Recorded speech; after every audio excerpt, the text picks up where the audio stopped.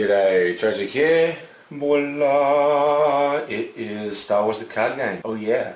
Oh yeah, baby. Search for Skywalker. So, let's open this baby up and see what we got. Open.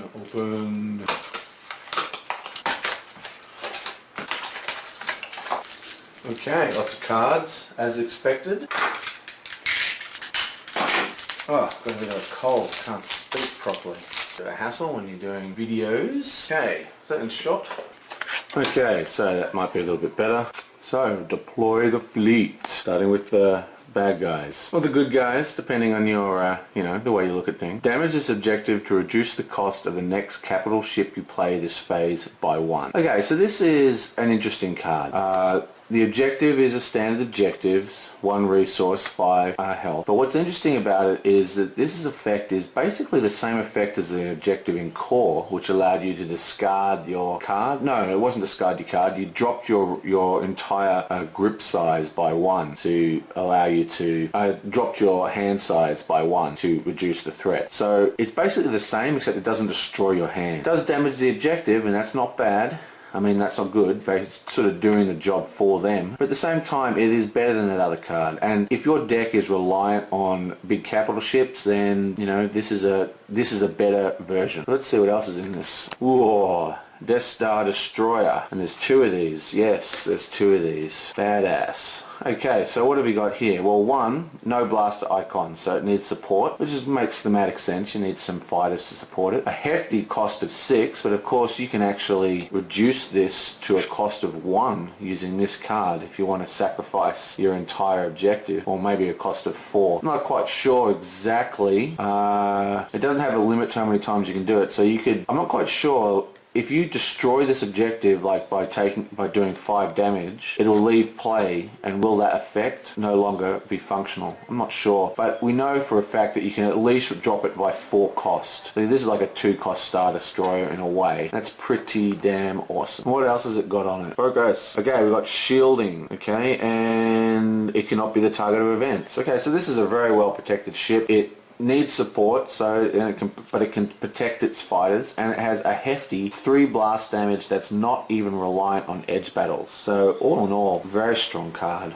Next we have Fleet Navigator. Okay, he's a 1 resource duty officer. Yep, pretty good. He's obviously better than the last officer, which had no icons, and this is a tactic icons, which is arguably the most powerful icon in the game. So there's some downsides to this. If you see this guy attacking, you're fairly certain that they've got good edge cards. Without the edge cards, he's useless, and why would you risk your resource gen unless you're sure to win? But he does have 2 health, which is also really, really good. Makes him just a step up amongst the other officers that we've seen. And what's this baby? Death Squadron Command. This is like the little command post for the Death Squadron. Enhance your player reaction. After an object is destroyed, remove 1 focus token from this object. Its enhancement. Okay, well, this is good, I guess. Again, it's 3 costs, 3 resources, so it replaces itself. If you do manage to destroy an objective, it'll refresh faster. But really, it's just a resource gen card. We've seen many of these before. The reaction effect doesn't really impress me. I mean, it's good, I guess. I mean, why not? The reaction's fine, but the problem is, how often are you going to be destroying objectives? I mean, you might be getting 4 a game as Darkside if you're lucky. 2 or 3 is about what you usually get. So it only refreshes 1 focus token. So if you use it for 3, even if you destroy an objective, it'll only refresh 1 extra one. So all in all, yeah, it's a fine resource gen card. Nothing wrong with it. I would definitely probably not play it. Probably not play it as an edge. It's only got 1 point, so replaces its own resources. So all in all, pretty good. Next. Okay, so Admiral's Orders. Reduce the cost of the next capital ship you play this phase by 2. Well, this is a no-brainer, isn't it? It costs 0 to play, reduces by 2. So let's see. We have this card out. We damage this objective, I don't know, it doesn't say to a minimum of 1, so yeah. So we damage this 4 times, play this card, we have a free 6 cost capital ship on turn 1, so pretty good. Okay, next, deploy the fleet. Another pretty awesome looking graphic. What do we have here? Damage this objective. Oh wait, that's the same objective. That's right, they give us 2 of everything, don't they? So we've done that, we've done that, we've done that, we've done that, we've done that. Right, I remember how to do this now. I take one set of objectives into my hand and I leave the other one on the table, and then I don't have to try and read through the camera lens. I can zoom in and not have any focus problems. How's that? Okay, so Jabba's orders. Reaction. After this objective enters play, look at the opponent's hand. I guess looking at your opponent's hand is always good. I mean, it doesn't really fill me with a lot of interest. What have we got next? Weequay Elite. Okay, so straight off the bat, he's got four to play, 1 edge. Not very good with the edge. But look at his icons. 2 black blasters and 1 black tactics. Now tactics, as I said before, is probably the most important, powerful effect in the game. The control aspect of this game is one of the real strong parts of this game that I love, you know, and control decks really do seem to do very, very well, and tactics is part of that. You know, the focus tokens are such a large part of this game, you know, like knowing when to hold back, you know, because you got to have cards free for resourcing, cards free for attack, cards free for defense, you know, all through your turn till the start of your next turn. It's a lot of planning ahead. Tactic icon just completely blows that stuff out of the water. No matter what their plans are, you go, oh, well, actually, he's already got a focus token, so you're stuck. Extremely strong, and not needing to win the edge to use it, powerful. Now, he's only got 2 health, but that's enough to keep him alive through a couple of fights, you know, if he doesn't win edge, unless they've got strong characters, but still,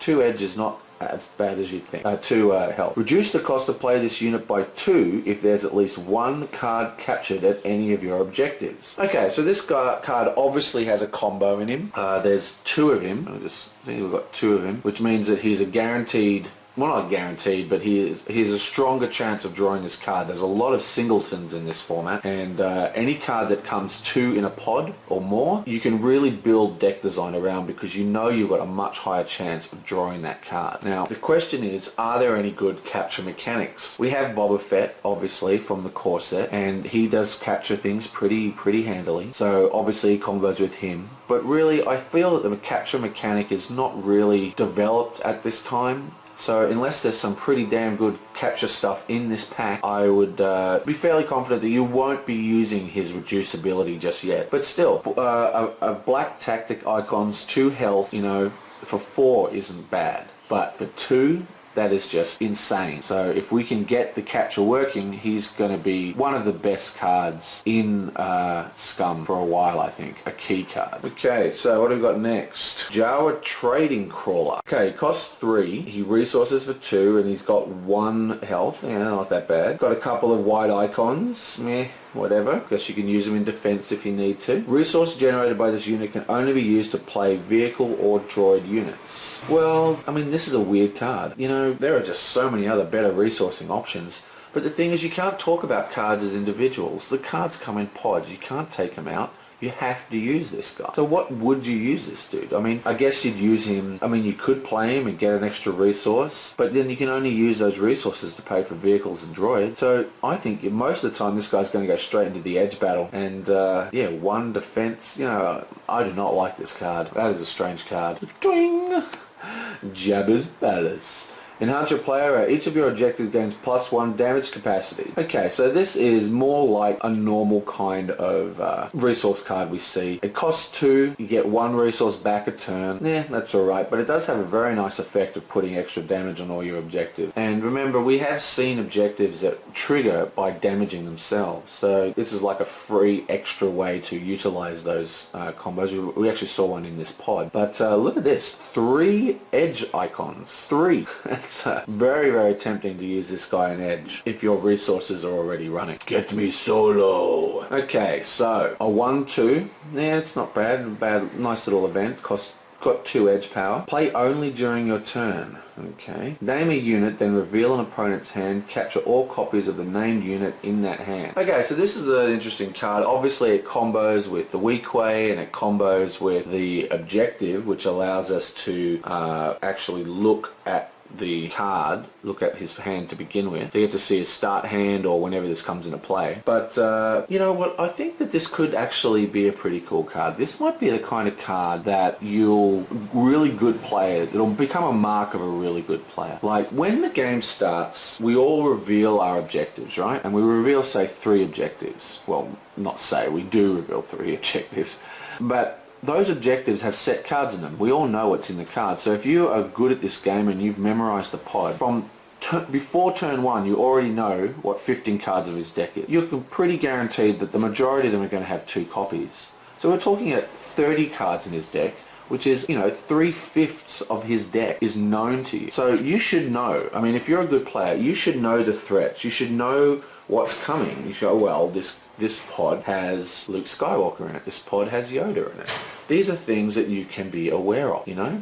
And then when you're playing the game, if he's holding back cards or if his resources hasn't gen to a certain level and you go, well, he can't play these large cards yet, or, you know, you have a chance, what I'm saying is, you have a chance here to use this card, and not only will you see his hand, which will help you with your plan, but it'll also have a fairly, you know, a moderate chance of succeeding on a hit and getting a card if you really know the game well. And I think that this card is the kind of card that people are going to overlook, and then as people get really, really good at the game and decks become more famous, you know, like, because at the moment the decks are pretty minimal. This game takes a lot of, because of the pod system and, like, you know, so many cards being swapped in and out at once, there isn't variety in the decks like you're used to in most games. You're not going to run into a deck that's got one strange card in it. You know, we know what's in these decks. The decks become famous. We go, okay, this is, you know, Emperor Control. We know what's in an Emperor Control deck. We know what the good Emperor Control decks is, because there's only so many permutations. So you should know their decks. You should know what they're holding, know their draw time. And as the game goes on, I reckon this card is going to become more and more powerful, or more interesting to use. And I think it's going to be a mark of a really good player. And of course, the combo is obviously good with Weequay and that. So what, is that it? Is that it for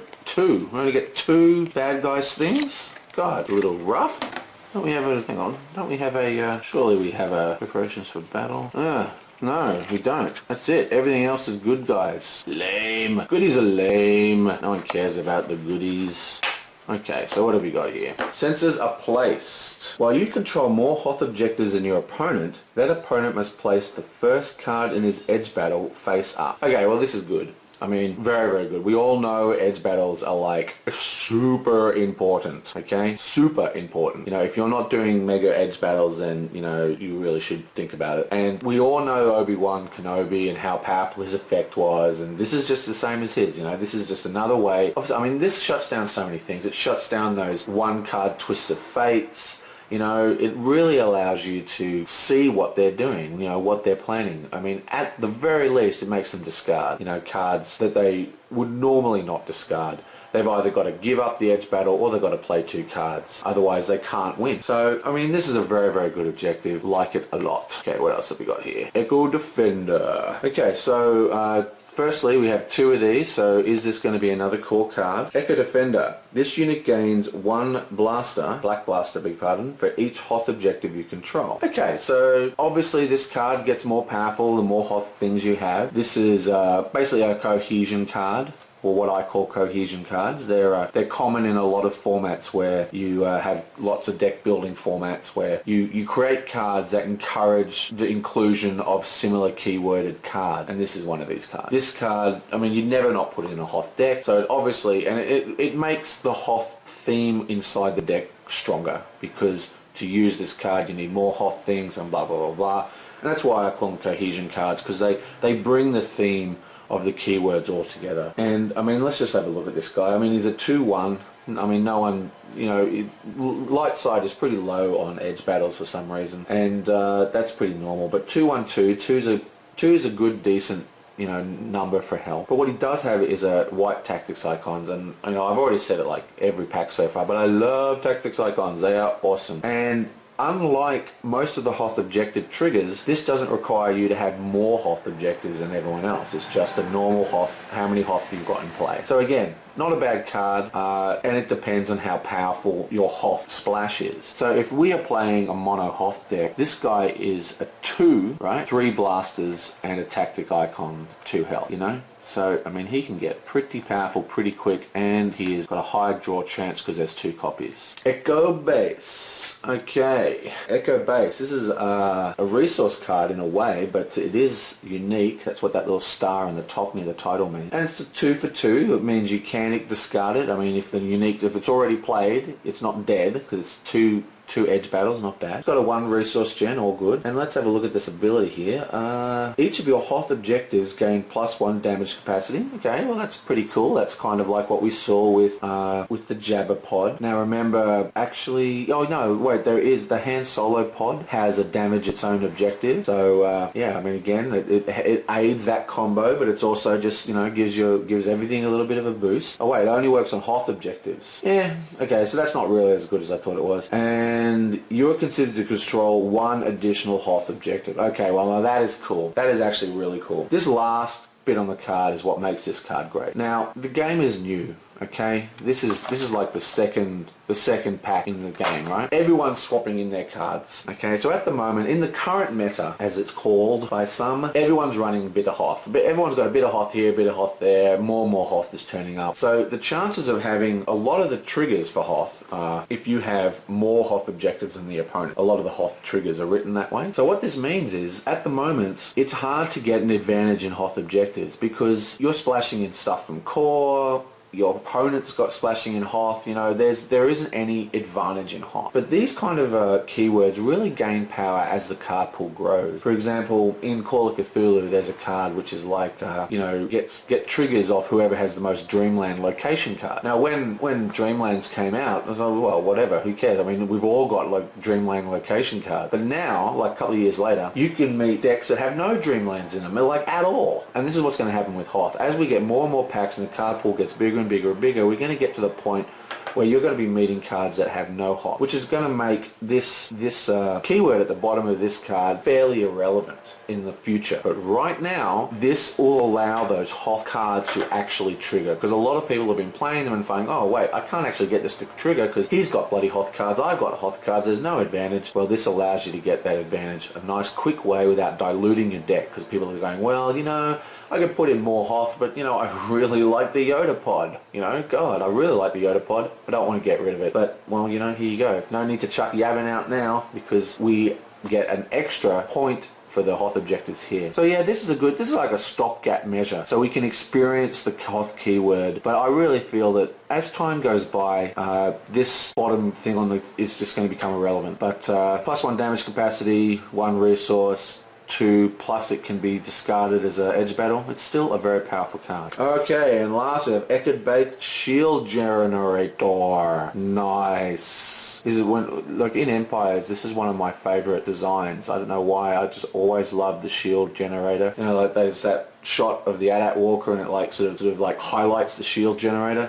Okay, whatever. Okay, so this is a 3 cost, 3 edge battle. Oh yeah, it's another enhancement and it's another unique, but again, you know, you've got this on the table, so what? 3 edge battle. It's completely excellent edge card. It's another Hoth and it counts as a location action. Place 1 damage on this enhancement to place 1 shield on a target unit or Hoth objective. Then if this enhancement has 3 or more damage on it, return it to your hand. Limit once per turn. Okay. So this is pretty insane. This is an insane card. Okay, so let's just think about what this does. 1, it's action speed shielding, okay? It's not quest speed shielding. It is action speed shielding. You can do this after you've lost the edge battle, you know? Edge cards, there's an action phase after the edge battle, right? So you can click on this and go, well, boom! By the way, that guy's actually shielded, so, you know, what are you going to do now? Awesome card. And it does even more.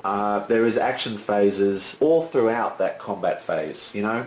You could put the 3rd damage on this card, shield someone, bounce it into your hand, and then play it as a defensive edge card for 3 edge to win an edge. I mean, there's a lot of comboing, bouncing around, juggling of cards, any effect that allows you to pull cards into your hand from play at action speed. Sweet. These are the things I love in card games. Cards that allow you to trick the other player, to allow them to screw up their plan. You know, surprise cards, you know, like in Magic the Gathering, they were instants. In Call of Cthulhu, you know, their responses or their events, you know. And in this game, this is a prime example of a card that has quite a huge amount of use. You can shield things at action speed, you can bounce it into your hand, you can play it as an edge card. It's awesome. That is a good card. Okay, so that's probably the best card so far in the pack. First marker. This should be a Frozen Tauntaun, just saying. Okay, so it's a 0 cost event. Oh, it's enhancement, beg your pardon. Enhance a Hoth objective. Enhanced objective cannot be damaged by vehicle units. Okay, so this is,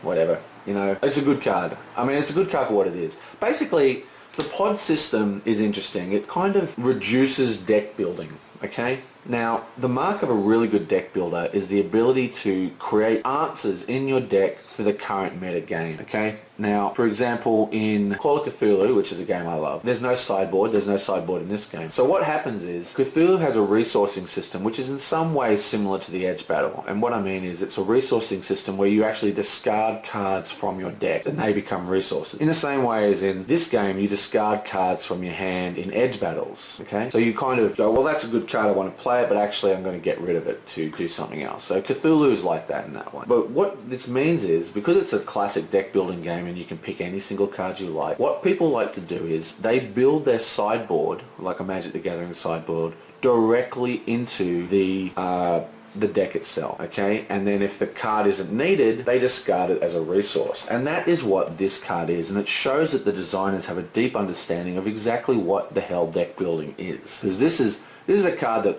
you know, makes you seem like you're a better deck builder than you could possibly be, than you might be, okay? Because what this is a situational card that allows you to shut down a certain deck archetype, you know, like vehicle decks. For example, you know, you're going up against a squadron deck or a capital ship deck. This will actually shut that down. If you're going up against something else, like a trooper deck or a Sith deck, you know, it's not going to do anything for it. But then you can just discard it as an Edge Battle. So it's a good card. It's situational and it shuts down a percentage of decks. Awesome. So yeah, I mean, this is the kind of card that if this was a game where you chose cards individually, many players would overlook it and not put it in their deck. You know what I mean? They would just go, whatever, it's too situational. But good players would put it in their deck. So, interesting card. What is next? What is next? Looks like we've got something awesome. Okay, so we got Rebel Squadron Mobilization Reaction. After an enemy unit leaves play, draw one card. Okay, so we all know how important card draw in this game is. Winning those edge battles is super, super, super, super important, and you win edge battles by having large card draw. So 10 points. There's nothing I don't like about this card so far, and of course it's yellow, which is my favorite color for the objectives in this. I don't know why, but the yellow cards just look freaking awesome. Okay, so, the Millennium Falcon. Oh, it's like some lame non-Millennium Falcon ship that looks like it. Whatever. Renegade Squadron. It's an elite. Awesome. 5 cost. That's expensive for rebels. Okay, it's got a blaster. It's got a, objective damage, and it's got a black tactics icon, which is freaking awesome. Plus, it's got another tactics icon. So we've got 2 tactics icons. That means if you win your edge, we're looking at them having to defend with 3 just to defend from this card. It's pretty powerful. Tactics is so awesome. After this unit is focused to strike as an attacker, damage it to rescue 1 card captured at the engaged objective. Okay, so like I said, I have not really seen capturing mechanics function properly in this game yet. I have not really met any decks that focus on it. I mean, maybe this pod's going to change it in our local group, but we'll have to see what happens. But obviously this shuts down those effects if they're, like the weak way that requires cards to be captured, but I think that's the only card that goes off, captured card. Basically, the whole point about captured cards is that you can capture a card without destroying it. So this card might take 5 damage to destroy, but at the same time, you could capture it on turn 1. 1 attack you could capture it. And that's the idea behind capturing cards. I think it's a fairly powerful idea, but when you've got cards like this that can just, basically, reaction. After this unit's focused strike as an attacker, damage it to rescue 1. So I don't think you can pump this. It's a reaction that happens as you attack, okay? So unless you attack multiple times, the reaction doesn't trigger, okay? So it's not like an action where you can just go boom, boom, boom and pump it. I couldn't damage this 5 times and return 5 cards, I don't think. But still, either way, if you're building a deck requiring captured cards, and so far as I think there's only the weak way that does that, then this card is going to shut that down. It's a pretty decent card. Renegade Squad. Oh wait, I've got to discard it off the right deck, shall we? Renegade Squad Operative. Okay, so it's a 2-1-2-2. Nothing fancy here. He's just a little chump. yeah, not a real lot to say about this card. He doesn't have a good discard value. All in all, not impressed. Whatever. Doesn't impress me, doesn't unimpress me. It's just another perfectly fine chump blocker. Munitions Expert. Okay, so he's a 1/1/1 character. Action. Focus this unit to have a target gain 1 blasted damage until the end of phase. Okay, so this is pretty cool.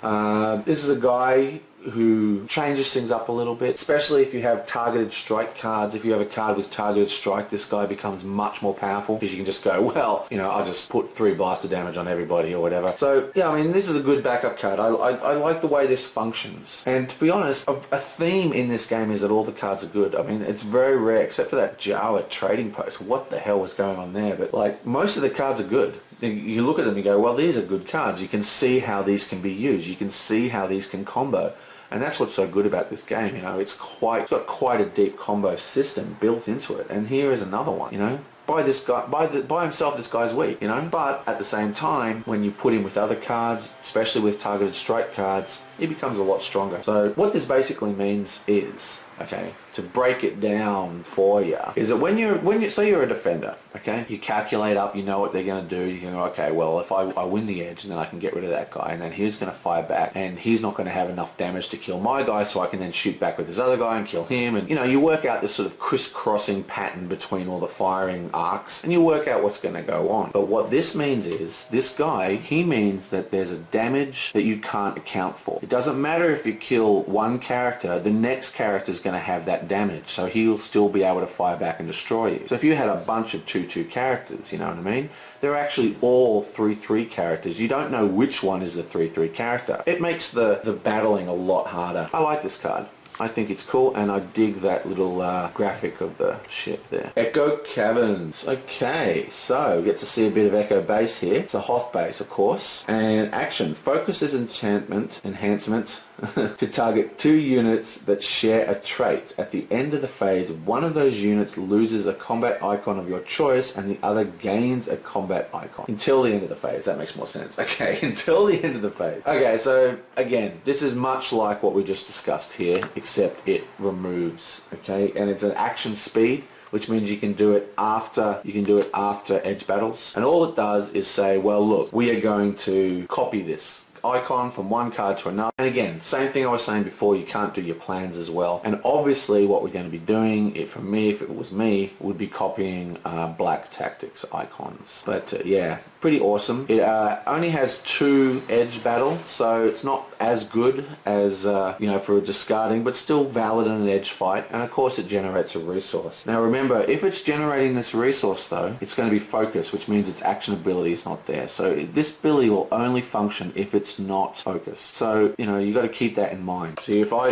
reckon if I designed this card, I probably would have made the resource gen a little higher to really make it a tough decision about whether to trigger this card's resource gen or trigger its ability. Because at the moment, I mean, don't think of this as a resource gen card is what I'm trying to say. You know, I mean, if there's no battles going on, of course, resource, but what this really is basically, like this guy, a card to change the dynamics of the battles. Okay, and finally we have Target of Opportunity. We all know what this card is, so we don't need to do it. It just, you know, does its thing. Okay, so this is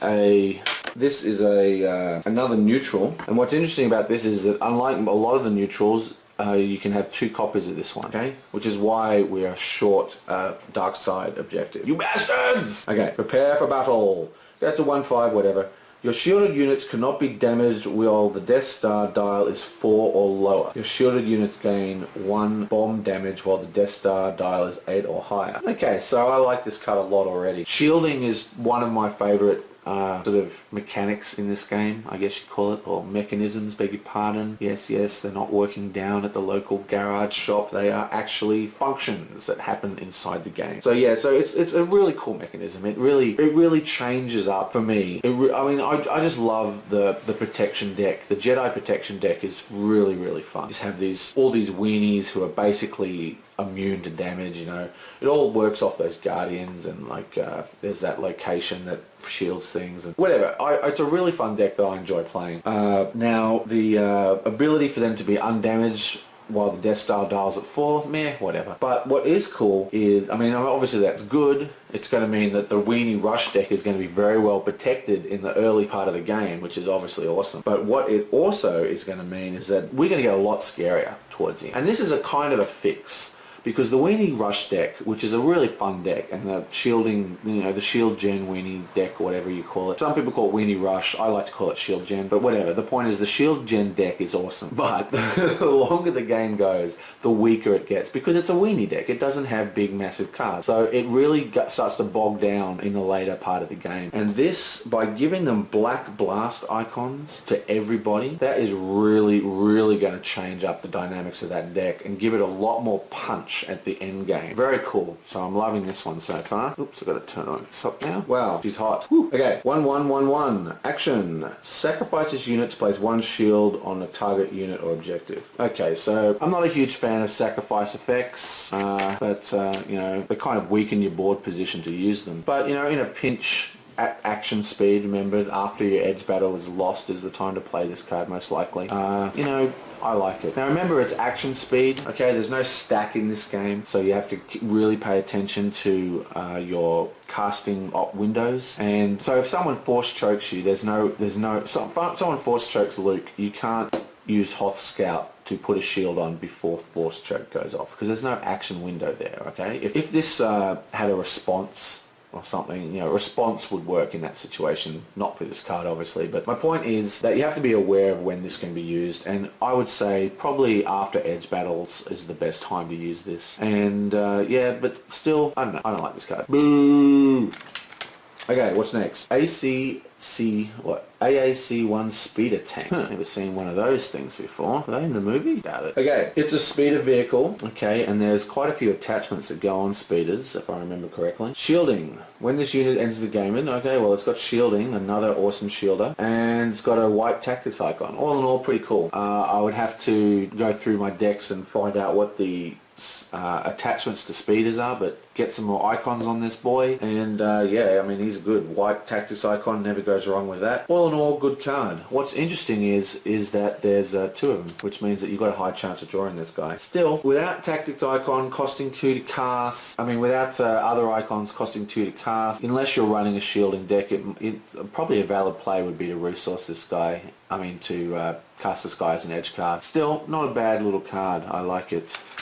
And finally we have the Tauntaun, Creature of Hoth. Again, another little weak weenie. Doesn't really do much. That has a resource gen. Probably not going to last very long. Can't really discard it. Can't use it in an attack really. You know, but you know, one resource never goes astray, so that's what you'd probably use it for. And what is this card? 1, 2, 3, 4. Okay, Shelter from the Storm. I don't know why that's not in my hand. I haven't got this in my hand for some reason. Somehow I'm missing a card. Okay. Shelter from the Storm. Pay only if there is a Hoth objective in play. Place one shield on a friendly... well, this is an action spelled shield event. Yeah, not bad. Like the art on that one. But at the same time, I have to say, this is very situational. It's a good card, it has a good effect, but the thing is you need to have it in your hand when you need to actually use it. And as we've seen, you know, we've got this objective. Basically does the same thing. Not this objective. Where was it? Oh. Still, yeah, I mean, this is not a bad card. I like it. Let's, how come I've only got one copy of it, though, is the question. That's really weird. I've only got one copy of this card. Oh, here it is. It's on the back of the whole deck. Okay, found it. Woohoo! Yeah, so what was I saying? Yeah, I mean, there are other ways to put shieldings on cards. I mean, there's plenty of ways. I mean, like even in this deck we had the speeder is a better way to put shielding on a card. Now, of course, this is an action speed, event speed, so you can surprise people with this. But remember, as I was saying with the force choke, the action windows do not allow you to do these as responses to something your opponent's done. You have to do them inside predetermined action windows. So you can only cast this at certain times. It's not going to help you after as a damage is being assigned. It's not going to help you as a direct damage events cast. This is so it's situational. It's not something that I would be counting on, and I think that this is the kind of card I would hold in my hand. But once I had a shielding unit down, it would probably go as an edge card. Okay, so Battle for Hoth. Let me think here. Okay, so best dark side card, the Weak Way. Now, again, this card might not be that powerful in this particular pod itself, okay? But as we get, I believe that there's some deck archetypes that haven't formed yet. I think a droid deck is, for example. example. I think a